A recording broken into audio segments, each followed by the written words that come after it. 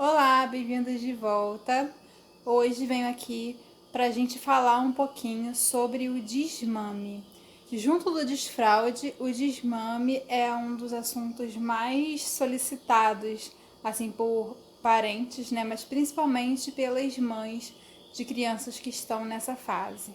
O desmame, primeiro de tudo, ele tem a ver com a questão nutricional, ele tem a ver com a questão de anticorpos. Então, para tomar a decisão se está ou não numa boa fase para começar a pensar no desmame, eu oriento sempre que se busque uma opinião do pediatra, enfim, que vai poder falar mais sobre a função do desmame ou não. Porém, o que acaba acontecendo muitas vezes é que a amamentação, depois dos 6 meses, né, do bebê, ela perde a sua função nutricional e imunológica. A amamentação nos primeiros 6 meses é a melhor coisa, todo mundo sabe, todo mundo fala, e um pediatra seria uma pessoa mais adequada para falar sobre isso. Porém, vou falar aqui de alguns aspectos que dizem respeito à psicologia nesse processo. Como eu falei então, quando uma família chega para mim pedindo orientação para o desmame, primeira coisa que deve ser vista é essa questão da faixa etária, né? Se a criança já passou dos 6 meses, eu procuro entender então por que a mãe está buscando o desmame. E geralmente é pela questão do cansaço, pela questão da volta ao trabalho, enfim.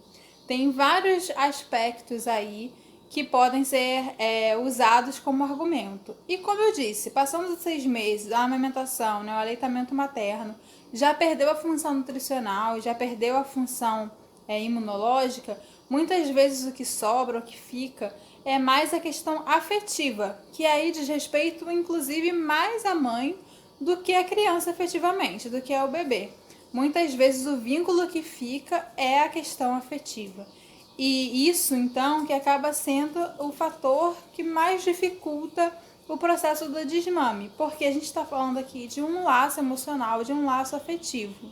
Por isso, a primeira coisa que eu sempre falo é que o desmame, para começar o desmame, a mãe tem que ter certeza que quer o desmame. Porque, tendo essa certeza, o primeiro passo, a primeira dica é: não há como voltar atrás. Né? Assim como no desfraude. Pensou o desmame, é para iniciar o processo do desmame até o fim. Porque se você decide que vai tirar o peito e, sei lá, no dia seguinte você tá cansada e o choro da criança te incomoda e você cede o peito, para a criança ficar muito confusa entender, né? Tem o direito ou não tem direito ao peito?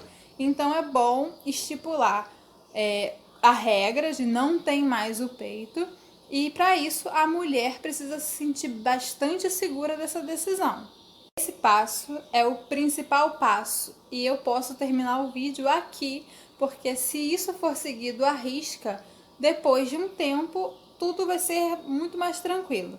Porém, o que a gente tem que pensar é que, se tratando de criança, de comportamento difícil, né, de comportamento de problema, entre aspas, né, que vai ser a birra, no caso, que a criança vai querer o peito, se você está decidida a não dar, você vai dizer que não, e isso vai gerar um comportamento disruptivo, né, um comportamento chamado de birra.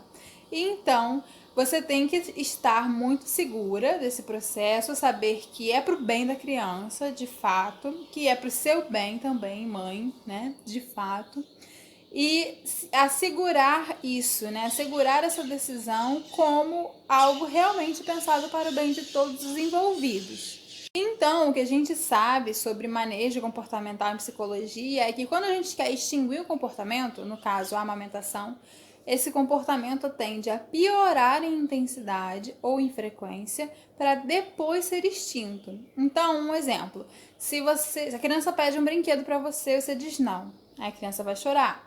Aí vai pedir de novo. Se você diz não de novo, ela vai chorar mais alto. Se você falar não pela terceira vez, talvez ela se jogue no chão, por exemplo. Se você falar não pela quarta vez, aí vai ser tudo isso junto: choro, grito, se jogar no chão.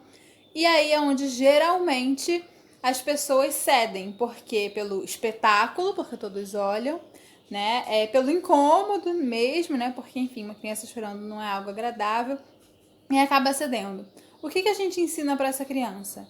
Que ela não precisa mais chorar para conseguir as coisas, mas que ela pode chorar, gritar e se jogar no chão, que aí ela consegue. Então a tendência da criança é ir aprendendo as formas de conseguir as coisas, e a gente tem que estar sempre muito atento o que a gente está ensinando ao ceder ou ao não ceder para a criança. E isso se aplica ao desmame. Se a criança quer o peito e você diz não, a tendência é ela chorar e tentar fazer com que você ceda. E o seu papel é não ceder, se você estiver realmente seguro de que isso que você quer. Entendendo que o desmame é mais um vínculo afetivo a partir de determinada idade, a gente pode ir substituindo esses momentos afetivos, esses laços afetivos entre a mãe e a criança, para suprir a necessidade afetiva da criança e também a necessidade afetiva da mãe. Então, ao invés, por exemplo, daquela rotina da noite, de você dar o peito para a criança mamar, para ela, enfim, dormir, né, adormecer, você pode substituir por outro momento, como uma contação de histórias ou uma conversa sobre o dia. Enfim, esses momentos eles podem manter o vínculo afetivo sem a necessidade do peito. Bom, como eu falei, esse é um assunto sempre muito pedido, então acredito que vai render bastante dúvidas, que vai render bastante assunto aqui para a gente conversando. Qualquer outra dúvida, então, ou sugestão de assunto, é só entrar em contato por direct ou pelo e-mail que eu deixo aqui na descrição do vídeo, que aí a gente continua conversando, ok? Um beijo e até a próxima!